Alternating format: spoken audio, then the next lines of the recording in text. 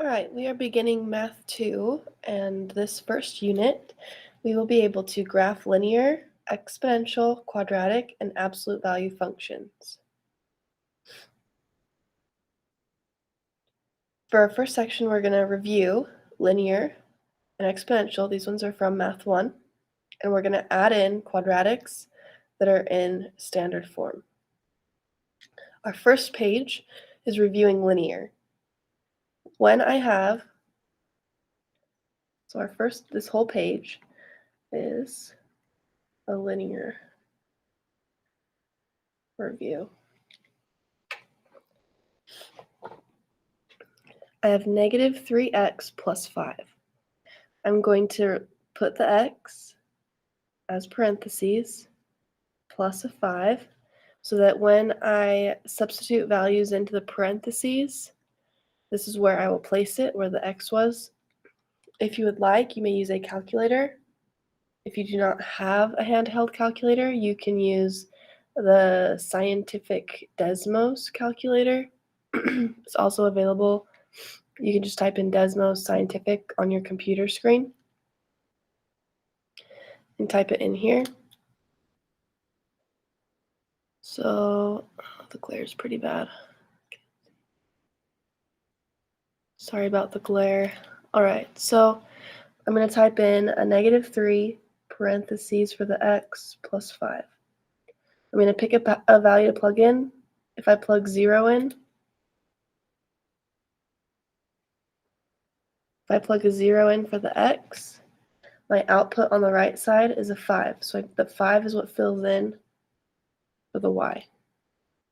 Delete, plug in a 1.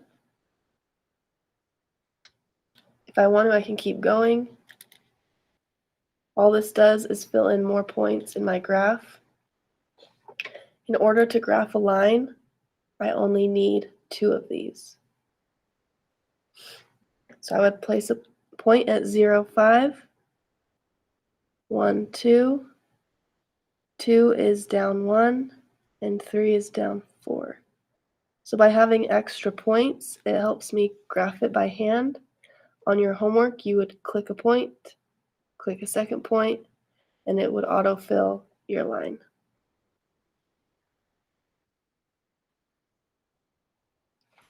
All right, question B.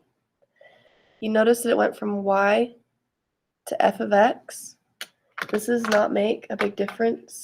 F of x is just a different format.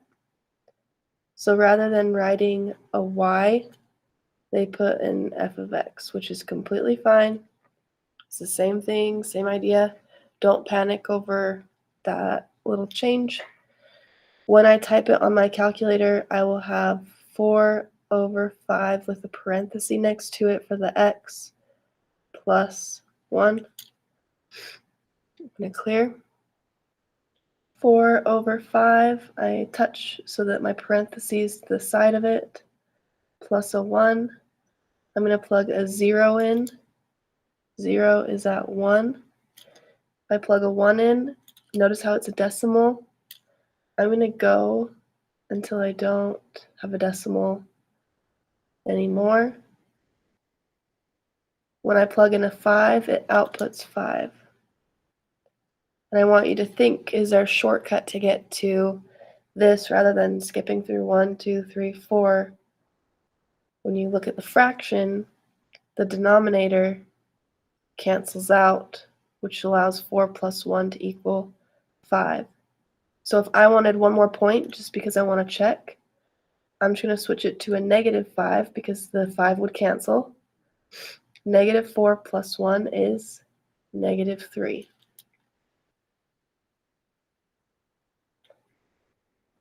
I plot my points. 0 is up 1. I would click there. 5 is up 5. I would click there, and it would autofill. When it autofills on your homework online, negative 5, negative 3, it would end up passing through this point.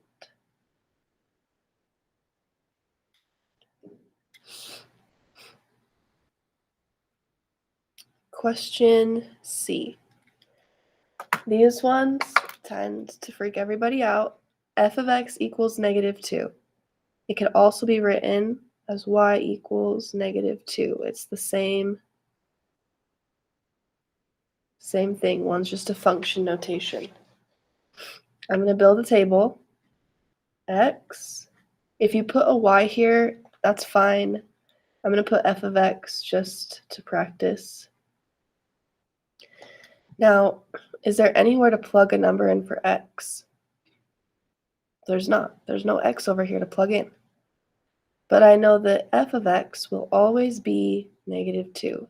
So f of x will always be a -2, no matter what. X, I can pick any number I want. This just always has to be -2. That's the rule that they've given by that equation. 0, 1, 2, 3. 0 is down 2. 1 is also down 2. 2 is down 2. 3 is down 2. And that helps you make sure you're graphing f of x goes through -2, which would be identified as a horizontal line. So horizontal line when you have y equals a value, a constant. What happens when it says x equals -3? When it says that means all of my x values will be -3, but I can pick my y values, 0, 1, 2. -3 is at 0.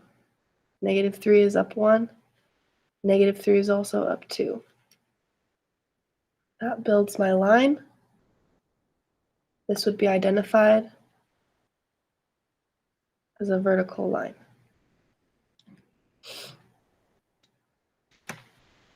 Last graphing of a line. I have 1/2 x with nothing else by it, so 1/2 parentheses. That's all I will type in my calculator. I have an x and a y. I'm going to do this one in my head. If I plug 0 in, 0 times 1/2 is 0. If I plug a 1 in, that would be half. It's going to give me decimals. So what I'm going to do is plug a 2 in. Half of 2 is 1. If I plug a 4 in, half of 4 is 2. If I plug a 6 in, half of 6 is 3. I'm picking numbers that are easy to divide by the fraction in front. 0, 0. 2 is up 1. 4 is up 2. 6 is up 3. If I want to work backwards, I can follow my pattern and fill in the extra points if I need help building my line. On your homework, you only have to click 2 of the points and it will auto-generate your line. And remember, whenever there's an x in line, it is a linear function. It'll make a line. Next, we have exponential. That is when you have a variable up in the power.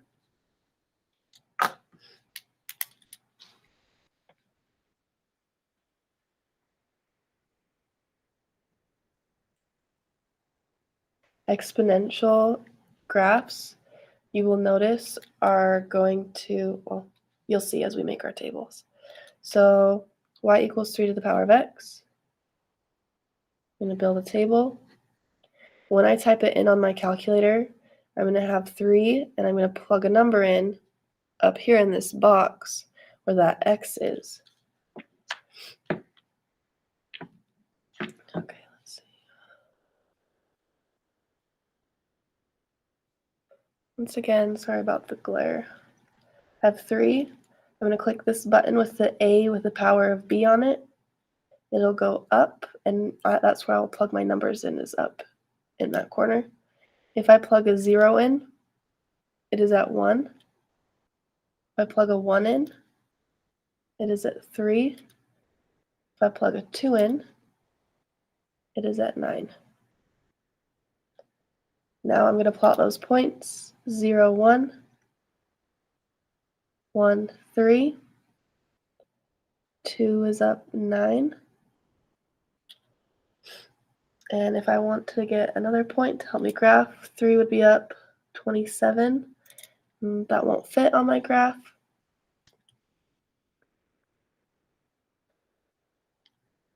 And then if I wanted to plug negative values in, they'll become fractions. So if I plug a -1 in, it's 1/3. If I plug a -2 in, it's 1/9. If I plug a -3 in, 1/27, 4, 5, 6. As I plug numbers in that are negative powers, my fraction gets smaller and smaller and smaller, but it's never going to touch that bottom line. It's never going to equal 0. So as I graph, it curves down and will flatten out. On your homework, when you're graphing these, you want to make sure that the little button with the curve, the exponential button, is clicked. You want to make sure you click that when you're graphing it because you want it to build an exponential. G, I have 3 to the power of -x. That means when I type it on my calculator, I'll have 3 to the power of negative, and I'll plug my number in here. I have an x and an f of x.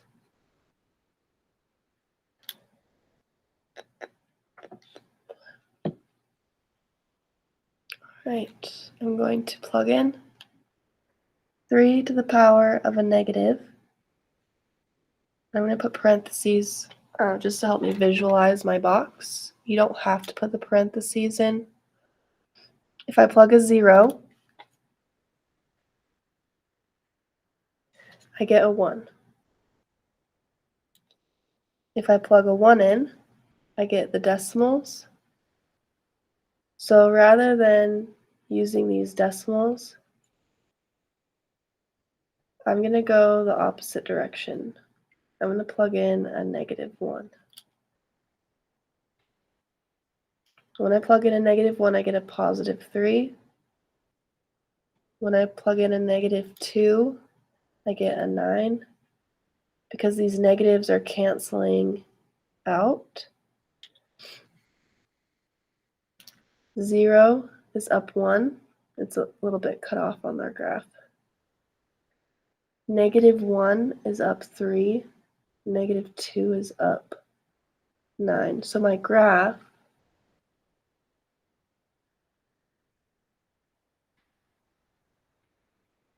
with the negative power is going to decrease, where when it was a positive power, it increased. Question H.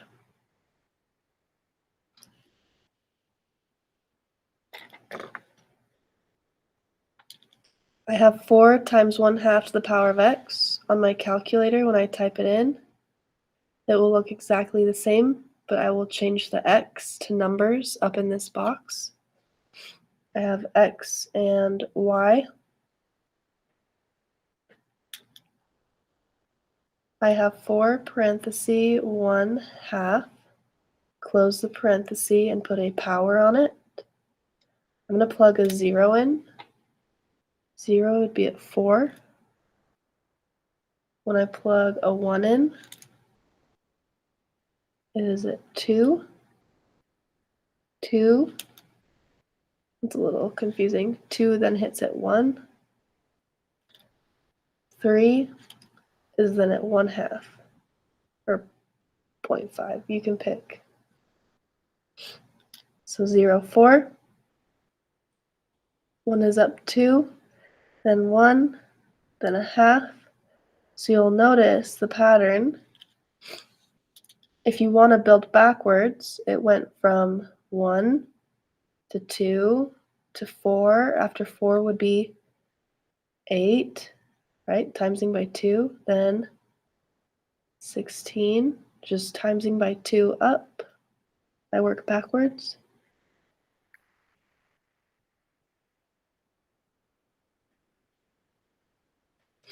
So the pattern was cutting it in half each time. It's making it decrease. Question I. I have f of x, 4 times 2 to the power of x. This is where I'll plug the value in on my calculator. X and f of x for my table.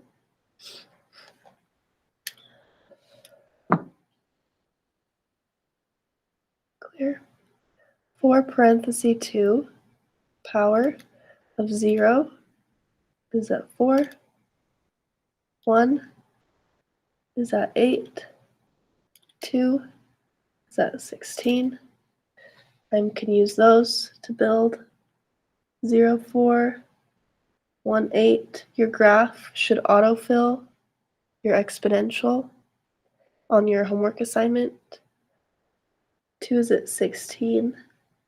And then if I build backwards, it went from 16, 8, 4, b, then 2, 1, half.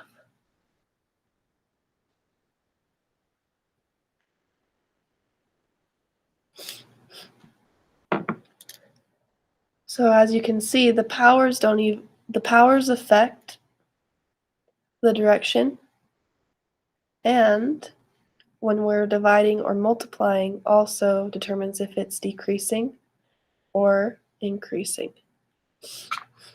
For the last question, we're going to see what happens when we have a fraction and a negative power, just to take a guess at what direction you think it will go. On my calculator, I would type 4 1/2 negative, and this is where I'll plug my values in for x. I have x and f of x in my table. Clear. 4 times 1/2. Oops. I need to close it on the outside. Power of a negative. And I'm going to plug numbers in. 0 is at 4. 1 is at 8. 2 is at 16. I go to graph it. 0, 4. 1, 8. 2, 16.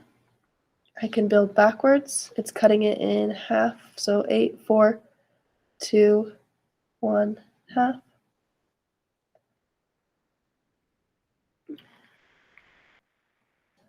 So basically the negative and the fraction cancel out so that it still opens up.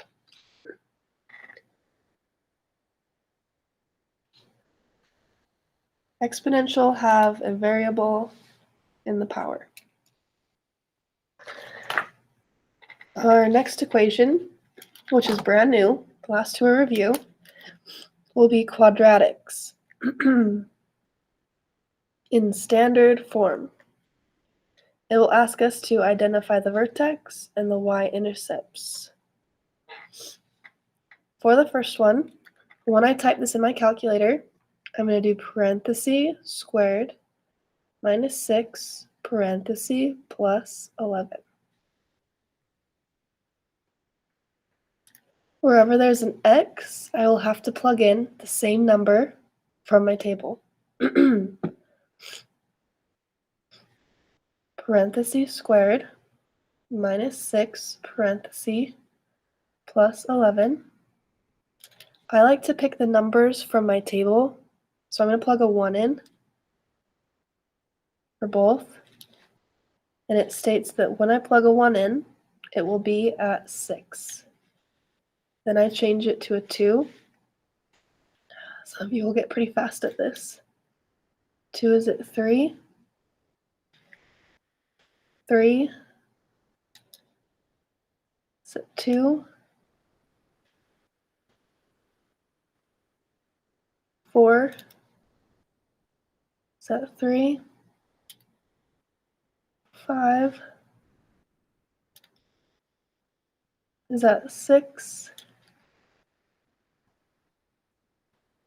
and if I plug a 6 in, it's at 11. 1 is up 6, 2 is up 3, 3 is up 2, 4 is up 3, 5 is up 6, and 6 is up 11. It won't fit. When you graph this on your assignment at home on the computer, you will click this point first. This is the vertex, which is at 3, 2. And then you will click any of the other points. It doesn't matter which one you click, but then you will click another point to auto-generate your graph. And it builds a U shape, which is called a parabola. It also asks us to find the y-intercept, but as you can see on our graph, it doesn't touch the y-intercept over here. So if I look at my table, do you notice how it went 6, 3, 2, 3, 6, 11? There's a pattern. If I wanted to find 0, what would it be? I look through my pattern. 0 would be at 11. 0, 11. It would hit up here at 11. So on your homework, you'll have the graph, you'll type in the vertex and the y-intercept.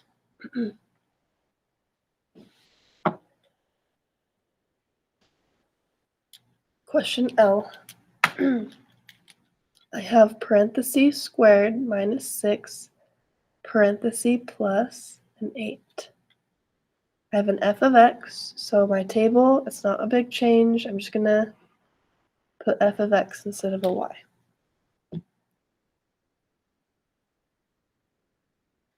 Parentheses squared minus 6 parenthesis plus 8. I'm going to plug in a 0 and just see if I can get the y-intercept. If it's on there. Let's see if it fits on the graph. 0 is at 8. 1. Remember, I'm changing both of the numbers to 1s. It's at 3. 2 is at 0. 3 is at -1.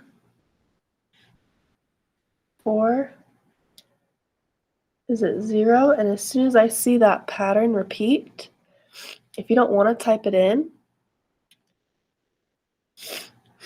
you can copy. After 0 was a 3.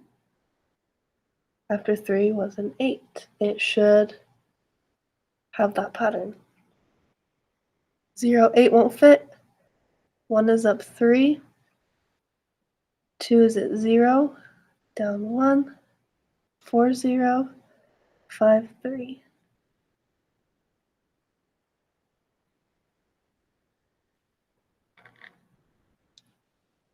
This is my vertex. It's the point I'll click first when I'm graphing. 3, -1. And then I could click any other points on my assignment to help build, and it should look like this when you graph. My y-intercept did not show up again. I didn't touch it physically like in my picture. So I can look at my table. It's at 0, 8. You'll also notice a pattern, maybe some of you have noticed already. When you look at the equation, the last number, the constant, the last number that's the constant without a variable is your y-intercept. Question M. We have 4 parentheses squared minus 24 parentheses plus 39. I'm going to make a table with an f of x, plug values in. 4 parentheses squared minus 24 parentheses plus 39.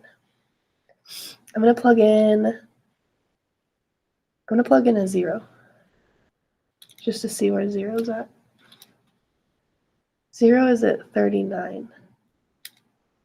I'm going to plug a 1 in. 19. That went down, so we're going in a good direction. Let's see if it builds a pattern. 2 is at 7. 3 is at 3. 4 is at 7. So when I graph it, this is my vertex.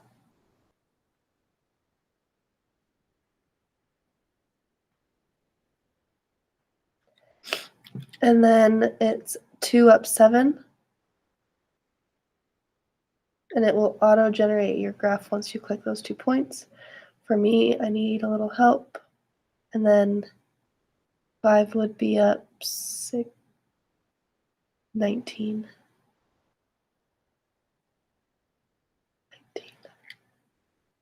So my graph is super, super skinny because it is going up 4 times as fast as these other ones. Those ones were going up by 1.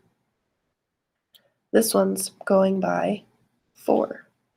So you'll find little patterns that happen within quadratics as you learn to graph them.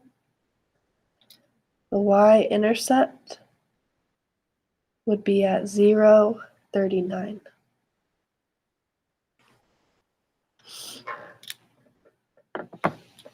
Question N. Negative 2 parentheses squared plus 4 parentheses minus 3 xy. I'm going to plug values in. I'm going to do the same thing and start with 0.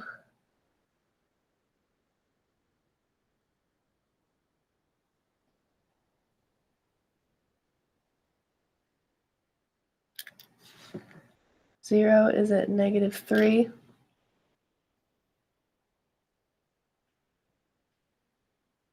1 is at negative 1.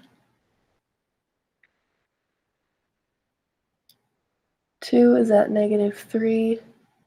It makes my parabola when I get that pattern. That just happened to work out nicely. 3 is at negative 9, which would mean that negative 1 would also be at negative 9. My vertex is this middle piece where the pattern centers. Positive 1 down 1.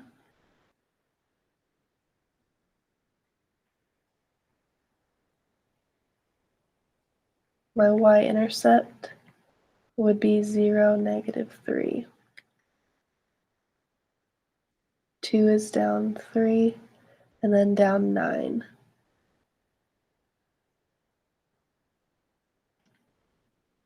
So this graph is opening down,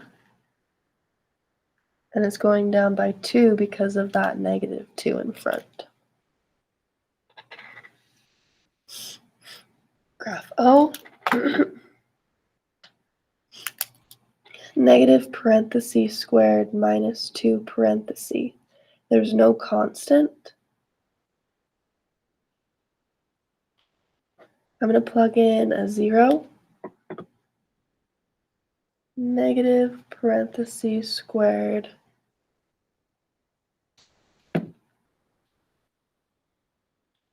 negative parentheses squared minus 2 parentheses. Plug a 0 in. Now I'm going to plug a 1 in. Whoops. I plugged a 1 in, and I got -3. When I plug a 2 in, I get -8. That's off my graph, so I'm going to start going backwards. Where's -1 at? -1 is at 1.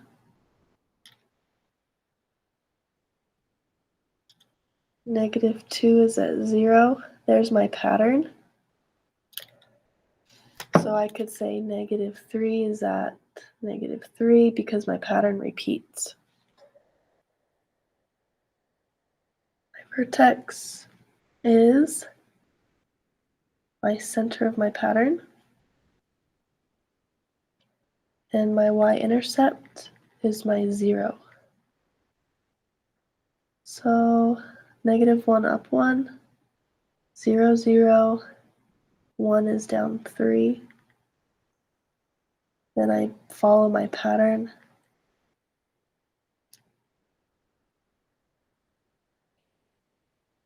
To make my U-shape.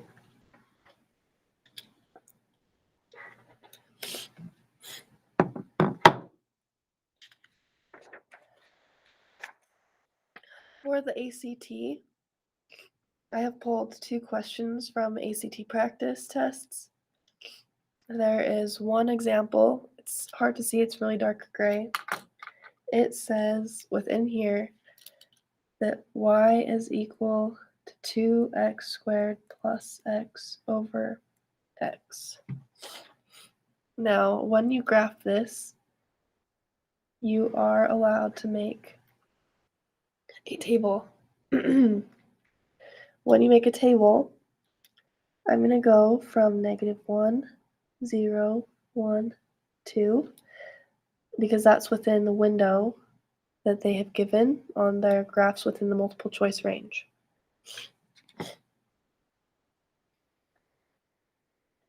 I do a fraction with a 2 parentheses squared plus parenthesis over parenthesis.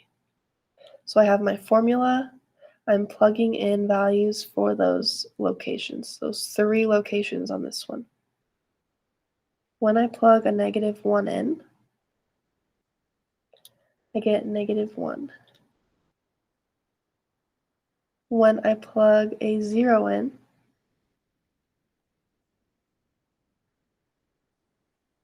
I get undefined because you can't divide by a 0, which means on your graph something's going to happen there. We'll see if you can tell. When I plug in a +1, I get a 3. When I plug in a +2, I get 5. When I look through my values, -1 is down 1. This one says -1 is up 3. This one says -1 is up 2. This one says -1 is up, it's like right here at up 1. -1 is down 1. That one's close.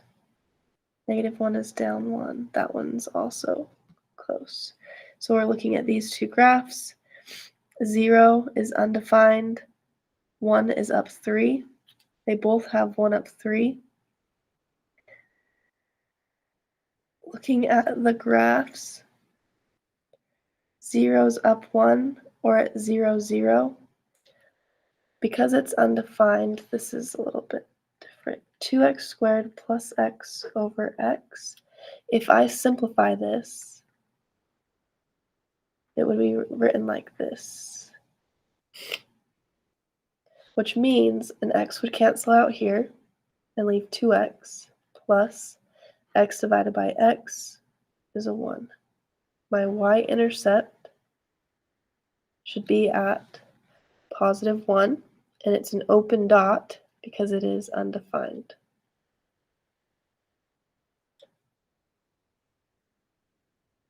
The second ACT problem is which graph represents the exponential function? I would have 1/2 with the box minus 4. Where that x is where I'm plugging in the number. I'm going to make a table.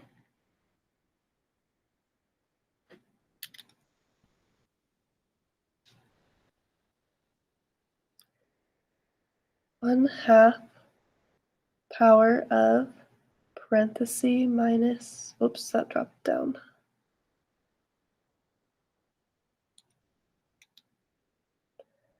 Let's see.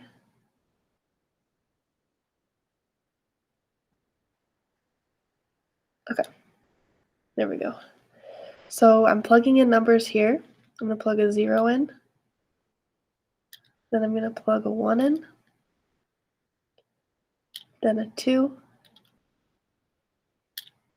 I'm going to look for my graphs. Where is 0 at 16? And then it's decreasing. So this one's increasing. Nope. That one's also increasing. Starts at a negative value. Starts at a negative value. Starts at 16 and is decreasing.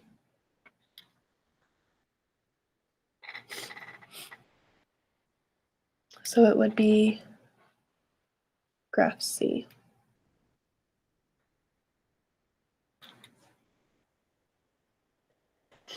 Real world application. I'm going to try and make these really quick. For linear equations, you can be useful too when comparing rates of pay. Most of you do this in your head rather than writing equations, so we're just going to do it in our head. If one company offers to pay you $45 per week and another offers you $10 per hour, and both ask you to work 40 hours per week, which company would you choose?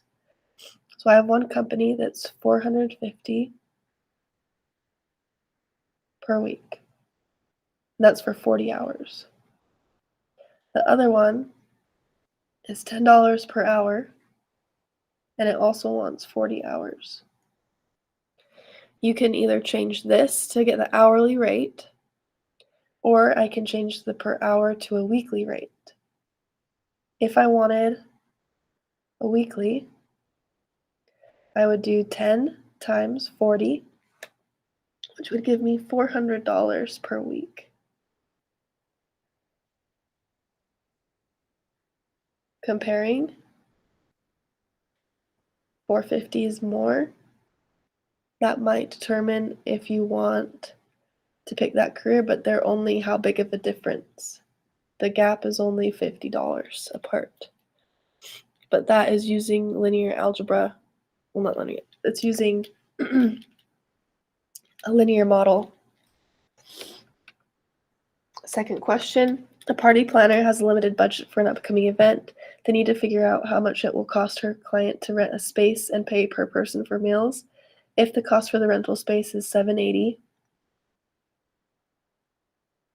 plus $9.75 per person for the dinner, how can the planner present the amount to the client? Y equals $780 plus $9.75x. Then within that, if they wanted to, a lot of people prefer graphs or tables, but they could build a table or a graph to represent how many people they could invite. So if they wanted to have 100 people at their party,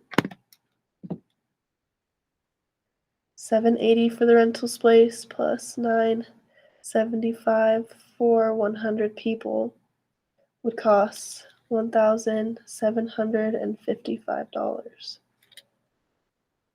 And then it's easy to adjust because if they change the amount of people, you just throw it into the formula and you can find the amount that they would pay.